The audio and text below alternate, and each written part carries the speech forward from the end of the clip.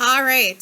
In A Long Walk to Water, the boys were trying to make their way to Kenya or to refugee camps in Kenya. And how long did it take them? A year and a half. In 2009, Naya's village is getting a well put in so that they can get water. And she talked about the person that was in charge and how the person that was in charge seemed like he didn't get mad very often. He was really like he was really nice. And he was really nice first. And then he was a little more stern. And then if he still wasn't getting what he needed, then he would yell. But most of the time he didn't need to yell, right?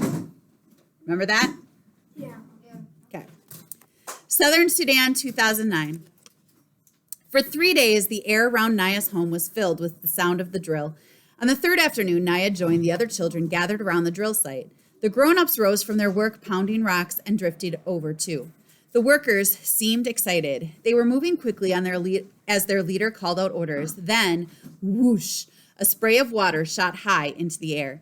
This wasn't the water that the workers had been piping into the borehole. This was new water that was coming out of the hole. Everyone cheered at the sight of the water. They all laughed at the sight of the two workers that had been operating the drill. They were drenched, their clothes completely soaked through. A woman in the crowd began singing a song of celebration. Naya clapped her hands along with the other children, but as Naya watched the water spraying out of the borehole, she frowned. The water wasn't clear. It was brown and heavy looking. It was full of mud. Now, does that mean that this whole thing is bad and awash? No, but that's kind of what she's thinking right now. Okay. Ifo Refugee Camp, Kenya, 1992 to 96. Salva was now 22 years old. For the past 5 years, he had been living in a refugee camp in northern Kenya, first at the Kakuma camp, then at Ifo. Kakuma had been a dreadful place, isolated in the middle of a dry, windy desert. Tall fences of barbed wire enclosed the camp. You weren't allowed to leave unless you were leaving for good. It felt almost like a prison.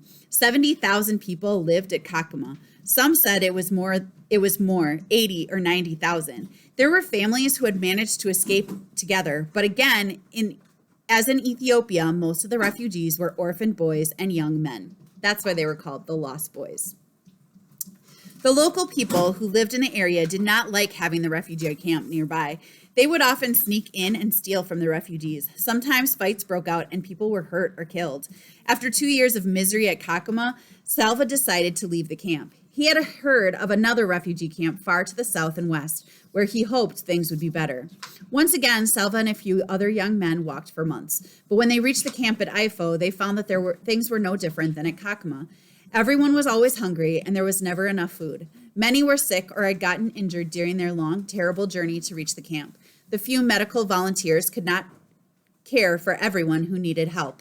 Salva felt fortunate that at least he was in good health. He wanted desperately to work, to make a little money that he could use to buy extra food. He even dreamed of saving some money so that one day he could leave the camp and continue his education somehow. But there was no work. There was nothing to do but wait for the next meal, for news of the world outside the camp. The days were long and empty. They stretched into weeks, then months, then years. It was hard to keep hope alive when there was so little to feed it. Now, can hope actually eat? No. So when we're talking about feeding hope, are we actually talking about giving hope food? No, that is personification. Okay, we are treating hope as if it is a person. Does the author really think hope is a person? No, the author's just trying to paint a picture for us. Okay, it is a device that authors often use called personification. Okay, again, Michael was an aid worker from a country called Ireland. Salva had met a lot of aid workers. They came and went, staying at the camp for several weeks or at most a few months. The aid workers came from many different countries, but they usually spoke English to each other.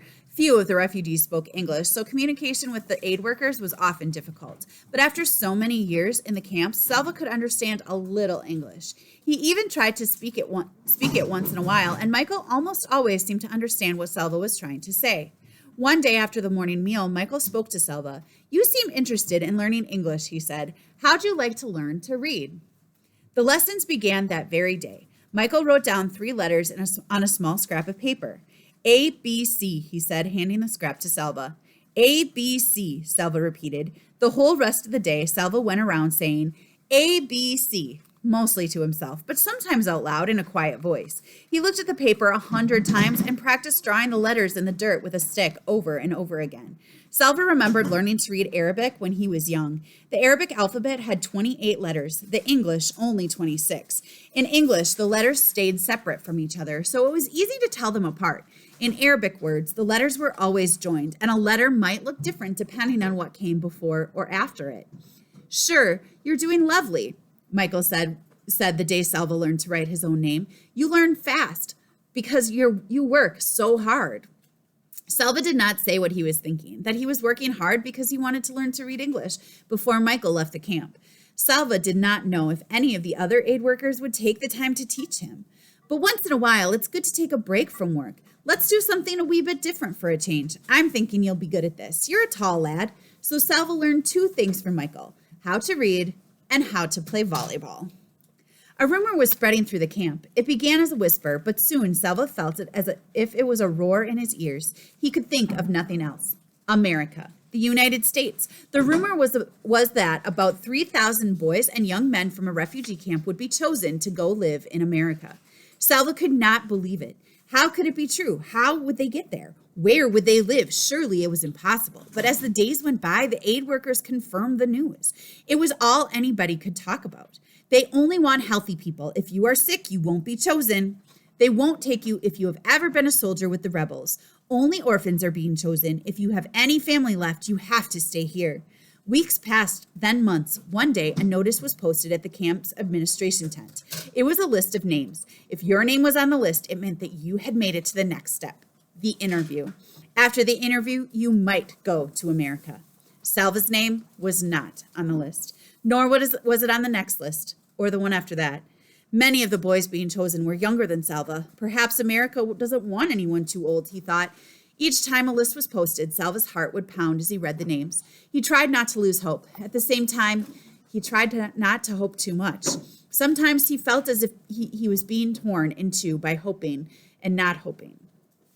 One windy afternoon, Michael rushed over to Selva's tent. "Selva, come quickly. Your name is on the list." Selva leapt to his feet and was running even before his friend had finished speaking. When he drew near the administration tent, he slowed down and tried to catch his breath. He might be wrong. It might be another person named Selva. I won't look too soon.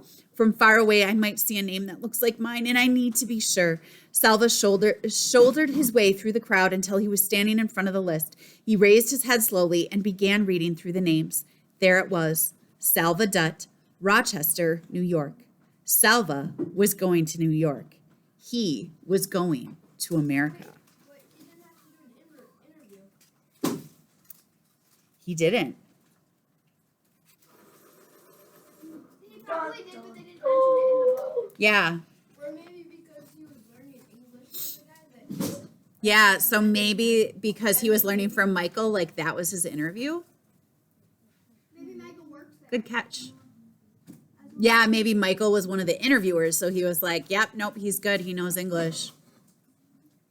But you're right. Case just pointed out that he didn't go through an interview, and that was one of the steps that they needed to take. So that's a good question.